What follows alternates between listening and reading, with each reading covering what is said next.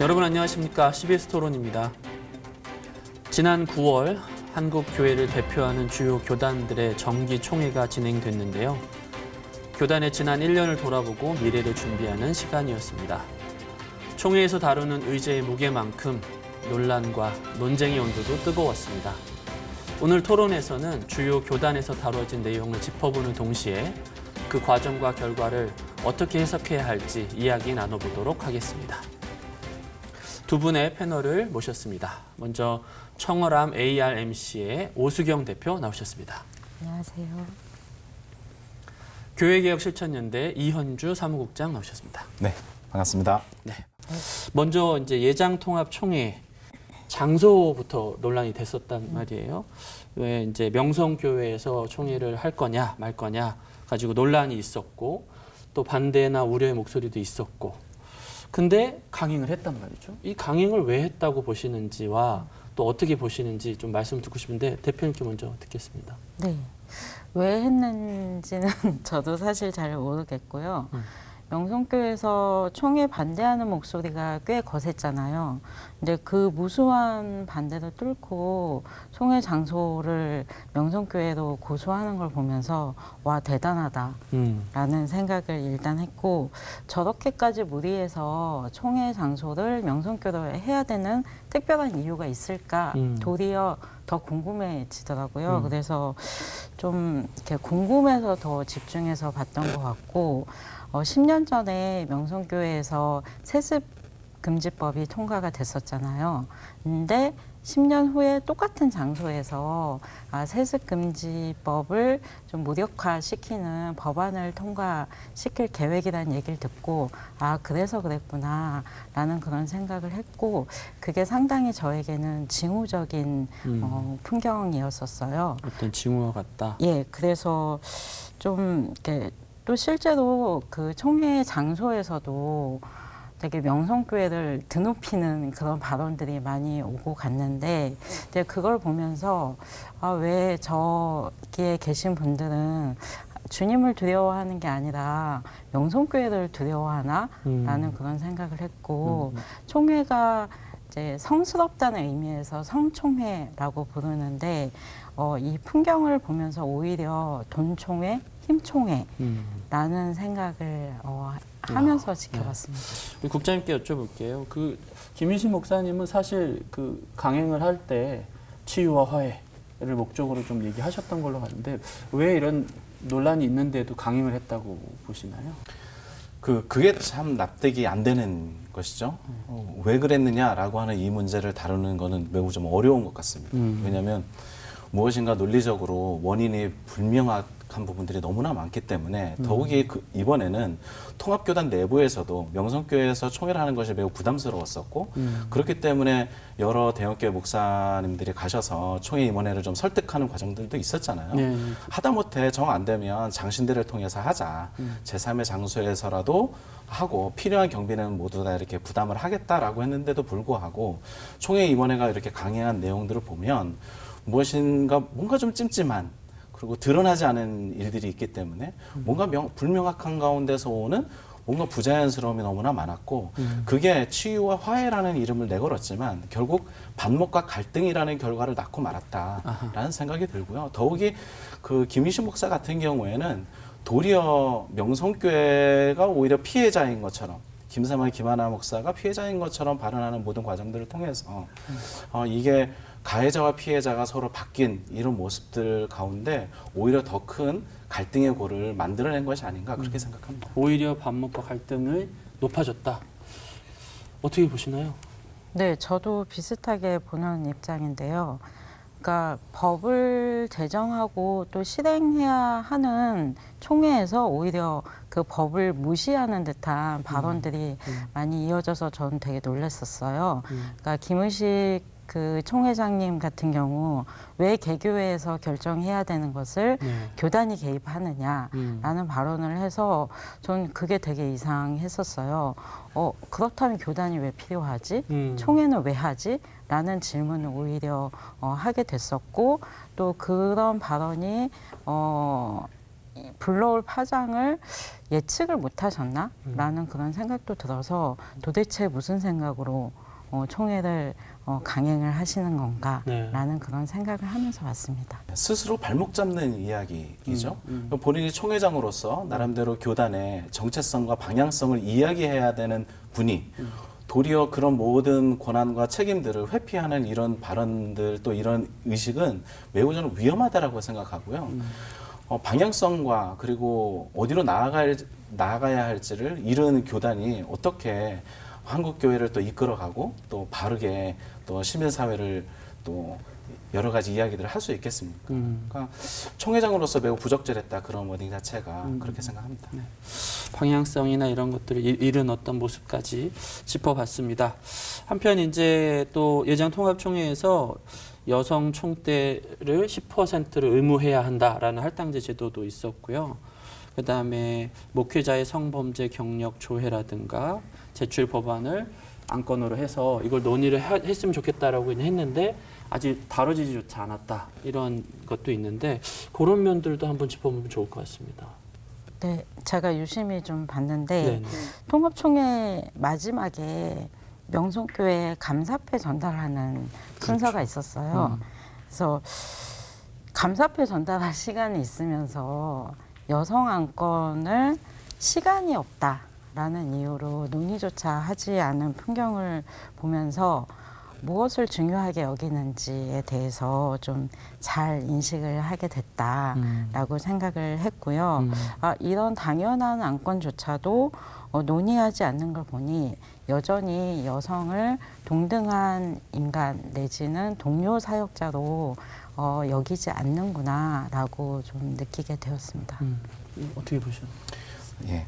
그 여성 총대 10% 의무 할당제 저는 이 이야기가 나올 때마다 느끼는 거지만 그 교단 총회의 주도권을 가지고 있는 남성 목회자들이 위기감을 느끼는 것 같아요. 그러니까 여성 총대가 이렇게 들어오면 앞으로의 큰 흐름이 본인들의 의견대로 본인들의 이익을 환수하는 대로 가지 못할 것이다라고 하는 위기감에서 계속해서 부결시키거나 관심 없는 척하고 있는 건 아닌가.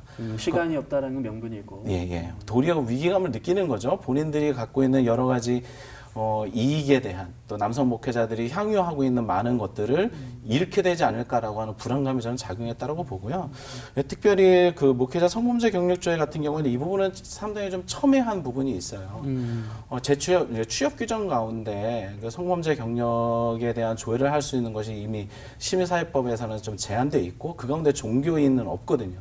종교시설은 해당되지 않기 때문에 이 부분이 시민사회 속에서 조금 더 좀 각성되고 또 이런 부분들에 대한 어떤 그 대중적인 어떤 지지가 훨씬 더 많이 좀 필요하다고 보고 이게 교단 내에서 좀 다루어질 때에 법리적으로 공방이 좀 치열할 수밖에 없는 부분이긴 합니다. 개인적으로 드리고 싶은 의견은 차라리 이거는 그러면 교단법에서 구체적으로 다룰 수 없다라고 한다면 개 교회가 정관에 이런 부분들을 좀 명시해 두어서 교단 헌법에 있는 것들은 교회 정관에서 또 다룰 수 있으니 개 교회가 이런 부분들을 좀 적극적으로 확인하시고 하시면 어떨까. 더욱이 제출은 하지 못하게 돼 있거든요. 때 보면 이게 청소년 상담 또 청소년 이제 일반적인 시설이 아니면 제출이 불가한 것으로 나와요. 그러니까 사실 이런 부분들이 조금 더 개선의 여지가 필요하다. 이게 시민사회 속에서든 아니면 교단 가운데서든 필요한 부분들이 있다면 교회 정관을 통해서 개 교회가 이런 부분들을 좀 적극적으로 좀 활용하시고 또 적극적으로 이런 부분에서 관심 가져주시라 말씀을 좀 드리고 싶습니다.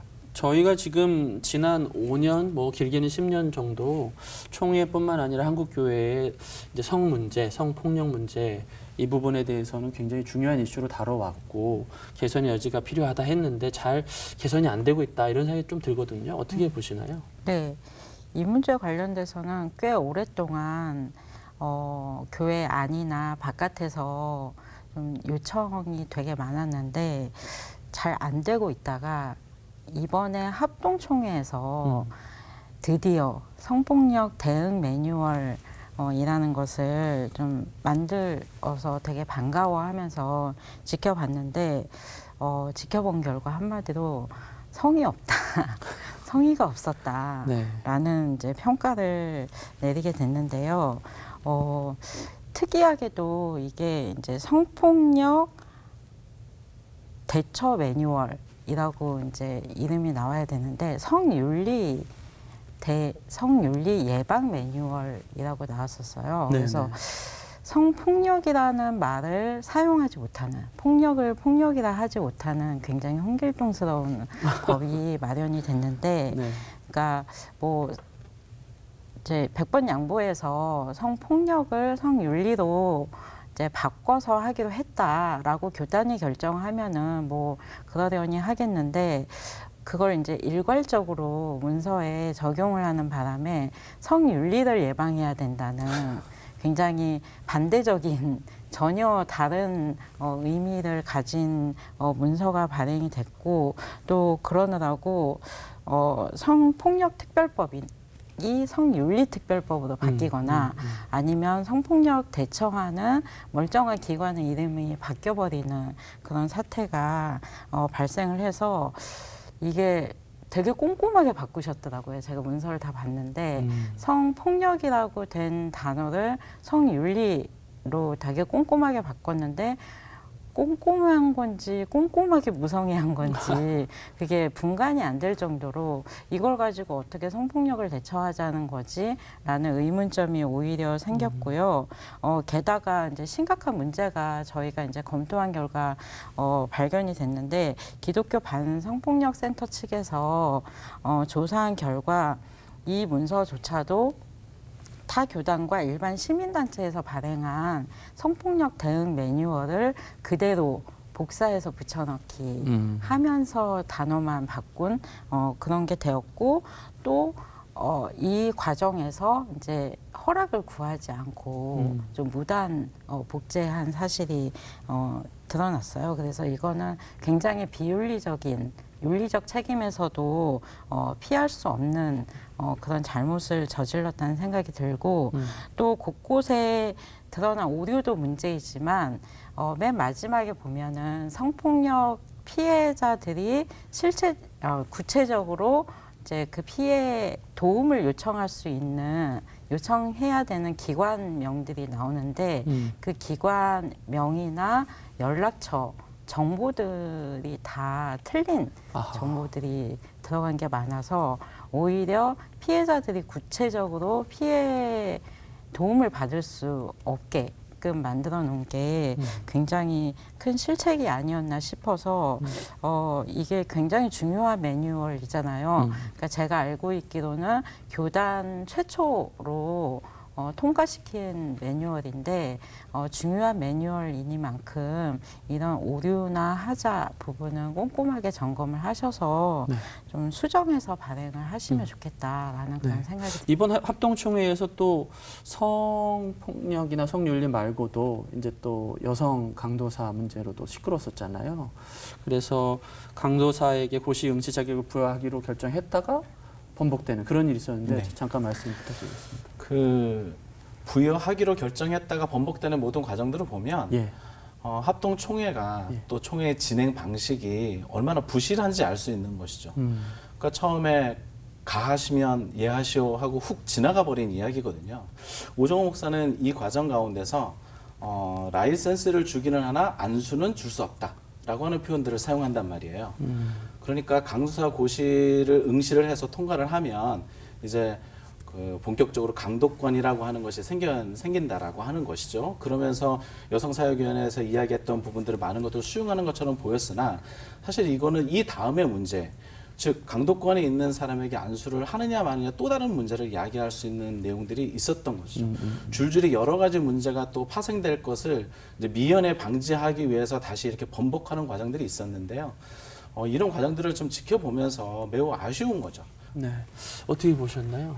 네, 저도 비슷하게 봤는데 약간은 좀 모욕적이지 않나, 모욕적이라는 생각이 들었는데, 일단은 안수를 줄 수는 없지만 강도권을 허용하겠다라는 게 논리적으로 모순이라는 생각이 들었고, 일관성을 갖추려면 강도권도 주지를 말던가 아니면은 목사 안수까지 이어지던가 해야 되는데, 라이센스는 주되 안수는 주지 않겠다라는 게 좀 말이 안 된다는 생각이 들었고, 그래서 깊이 고민 없이 좀 이렇게 성급하게 결정을 하셨구나. 근데 일각에서는 라는 그런 그렇게 생각. 했을 때 반대가 나올 줄 알았는데 찬성이 나왔다. 그러면 이미 합동총회에서 여성의 리더십에 대한 어떤 리드라든가 아니면 긍정적인 평가가 있었다. 이렇게 평가하고 있기도 한데 어떻게 보시나요? 긍정적인 평가라기보다는 이제 제가 좀 주목해서 봤던 워딩은 인재 유출 방지와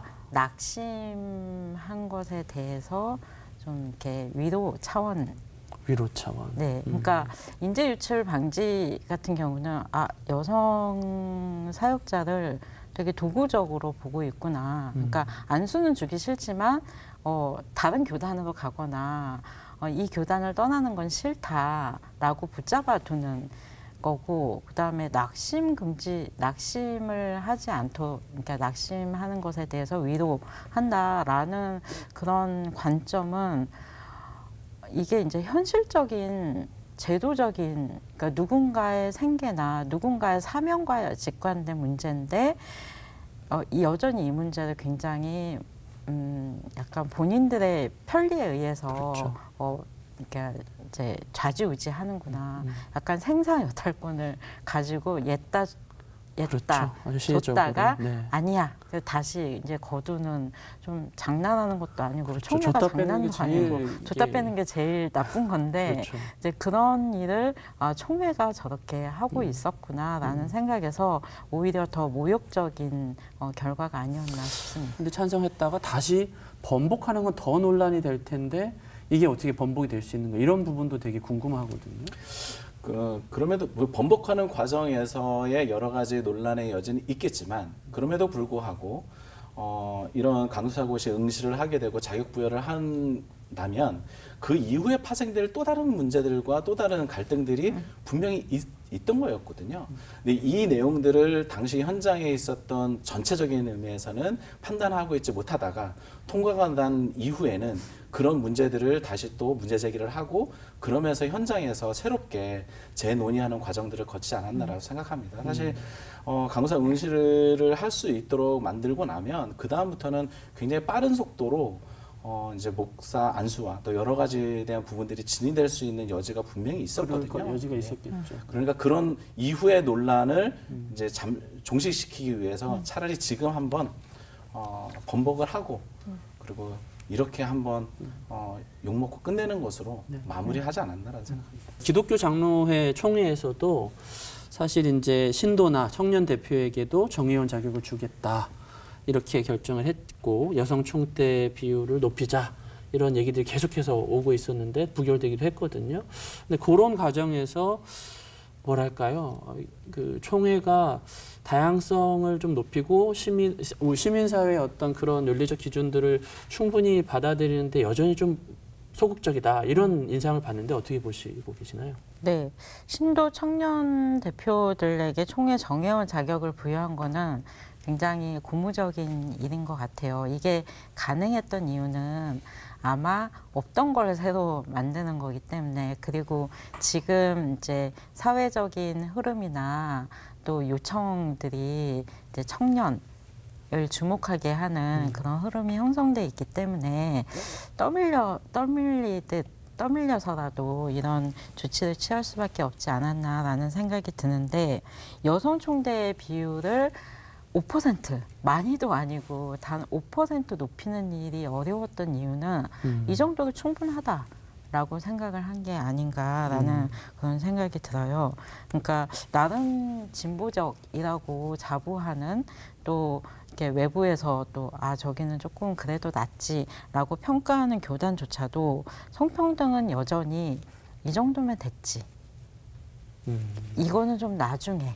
라고 생각하는 게 아닌가라는 생각이 들어서, 결국 지금 총회의 구성 자체가 결국 남성 목회자 중심으로 되어져 있고 또 그 남성 목회자의 연령대도 매우 높거든요.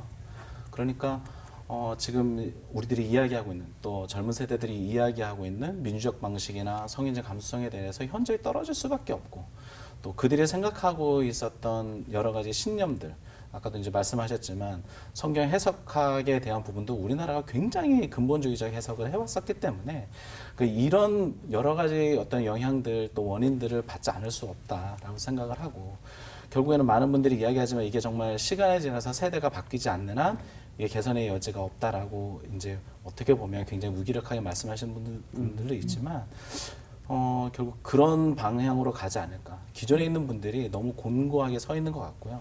저는 여기에서 한 가지 더 좀 지적하고 싶은 거는 그럴 때 학교에서는 젊은 세대들이 정말 제대로 된 교육들을 받아야 되는데 여전히 학교를 옥죄고 있고 또 교수들을 옥죄고 있으면서 신학교 신학교. 그래서 배출되는 신학생들조차 과거의 근본주의적인 성경 해석 그리고 남성과 여성에 대한 그런 차별적인 그 감수성들을 여전히 가지고 등장하는 것들이 저는 또 다른 우려스러운 부분이라 생각합니다. 이 문제는 뭐 한두 해 나온 문제가 아닌데 총회 구성원이 노령화되고 남성 중심이라는 비판에 대해서 하실 말씀이 많으실 것 같아요. 네, 워낙 이제 익숙한 풍경이어서 네. 이게 총회 이제 사진들이 올라올 때마다 와 대단하다라는 그런 생각이 드는데 또 한편으로는 아까 이제 시간 문제라고 말씀하셨는데 저도 거기에 동의를 하거든요. 그러니까 자의에 의해서든 타의에 의해서든 구성원을 바꿀 수밖에 없는 환경으로 계속 가지 않을까라는 그런 생각이 들어요. 그걸 이제 이번에 좀 엿보게 된 게 기장총회 같은 경우 이제 그 여성 총대 비율을 높이는 거에 있어서 투표 결과 찬성 257대 반대 117표가 나왔거든요. 이거는 이제 비록 통과는 안 됐지만 논의조차 하지 않은 통합 교단보다는 낫지 않은가라는 생각이 들어서 다음 총회 때는 통과가 될 걸로 제가 믿고 기다리고 싶습니다. 네, 네. 이런 뼈아픈 지적인데 어떻게 들리시나요? 그게 어떤 면에 있어서는 이제 분노를 지나서 이제 무기력해지고 이제 냉소적인 분위기로 가는 것은 분명히 있다라고 보여지거든요. 그런데 정작 교회 현장으로 내려가 보면 그런 또 다른 흐름들이 있다라고 하는 거예요. 예를 들자면 교단총회에 대한 아예 우리가 한 10년 전, 20년 전처럼 교단총회에 무슨 일이 있는지 관심 없는 아예 시작도 하지 않은 사람들, 관심조차 가지 않았던 사람들이 여전히 많고 저희들이 이제 교회 민주적이다라고 하는 이런 워딩들을 조금 이제 너무 오래돼서 이제는 이거는 바꿔야 되는 거 아니야라고 했을 때 오히려 수도권을 벗어난 곳에서의 목회자들의 니드는 이게 오히려 더 필요하다 지금 여기는 그런 어떤 담론들을 경험해 본 적도 없다 성도들이 이제 이런 이야기들을 하시거든요. 그러니까 여기 편차가 지역과 수도권에 있는 편차 그리고 세대 간의 편차들이 굉장히 크구나라는 생각이 들고요. 이번에도 제가 또 이제 한 교회에 가서 좀 들여다보니까 전반적으로 연령대가 한 30, 40대 연령대예요. 한 200여 명이 모였는데 교회가 재정과 성 문제 때문에 교회가 와야 될 위기 가운데 있는데 그들이 오히려 더 끈끈하게 모여가지고 교회를 다시 세우자라고 하는 분위기가 또 만들어지는 것을 보면서 이게 우리가 그 소위 말하는 교회 개혁에 대한 이제 앞서 있는 세대들 어떻게 보면 조금 더 진보적인 위치에 있었던 사람들이 다 읽지 못하는 또 다른 흐름들도 있구나라고 하는 것들을 말씀드리고 싶고요. 이제 그러면서 교단 총회나 또 앞으로의 교회 개혁에 대한 이야기들 또 파라처치 쪽에서 또 함께 해야 되는 이야기들과 담론들이 앞으로는 더욱 풍성해지면 좋겠고 또 이런 매체들을 통해서 또 많이 알려지면 좋겠다라는 생각을 합니다. 네. 그러니까 그런 변화를 저도 이제 나름대로 감지를 하는데 이제 최근에 만난 비교적 젊은 목회자들의 경우는 제가 우려했던 것보다 굉장히 다양한 사고를 하시면서 좀 발전적인 생각을 좀 모색을 많이 하시는 걸 보면서 굉장히 좀 희망을 엿보기도 했는데 문제는 그런 개교회의 긍정적인 움직임에 교단이 전혀 도움을 주지 못한다는 거죠. 오히려 그런 긍정적인 이미지를 형성하는 것에 역행하는 결정들을 함으로 해서 전체적으로 봤을 때 한국 교회는 망해가고 있구나. 교회 왜 저래? 라는 그런 좀 이미지를 갖게 한다는 면에서 교단 총회가 과연 이대로 좋은가라는 그런 생각을 하게 되고, 그것과 연결지어서 생각을 해볼 때 저는 교단 바깥에서 뭐 교회개혁 실천연대를 비롯해서 교단 바깥에서 이미 충분히 운동을 잘 하고 계시다고 생각을 해요. 자정 능력을 갖추도록 이렇게 목소리를 내고 있는데, 그렇다면 교단 내부에서는 어떤 움직임이 있는가라는 그런 이제 질문을 해보게 되거든요. 이제 그렇게 봤을 때 스스로 개혁에 대한 의지가 없다면, 스스로 이 지금 얼마나 이 교회가 사회로부터 고립되어 가고 있고 이미지가 악화되어 가고 있는지 감지할 능력이 없다면 교단 바깥에서 아무리 소리쳐봤자 그게 들릴까? 과연 변화할 수 있을까? 과연 이분이 이 역행하는 분위기를 반전시킬 수 있을까라는 질문을 해보게 됩니다. 결국에는 노회의 시간이거든요. 이제 총회는 끝났고 이제는 노회가 열리게 되고 또 내년 봄까지 정기노회가 2번에 걸쳐서 있게 될 거예요. 헌의를 내거나 총대를 보내거나 하는 건 노회가 하고요. 지교회를 관할하고 치리하는 것도 노회가 합니다. 어떻게 보면 우리의 포커싱이 계속해서 교단에 대한 큰 덩어리를 향하고 있었는데, 알고 보면 그 밑에서 물밑 작업을 하고 있었던 또 다른 그룹은 결국 노회였고, 그 노회에서 각 노회들이 어떻게 움직이느냐가 저는 매우 중요하다라고 생각을 해요. 움직임을 가만히 들여다보면 그나마 과거보다는 지금 각각의 노회에서 헌의를 내거나 아니면 여러 가지 목소리를 내는 데 있어서 주저하지 않는 많은 분들이 조금씩 생겨나고 있고, 그리고 함께 또 연대도 하고 있고 하는 모습들인 거죠.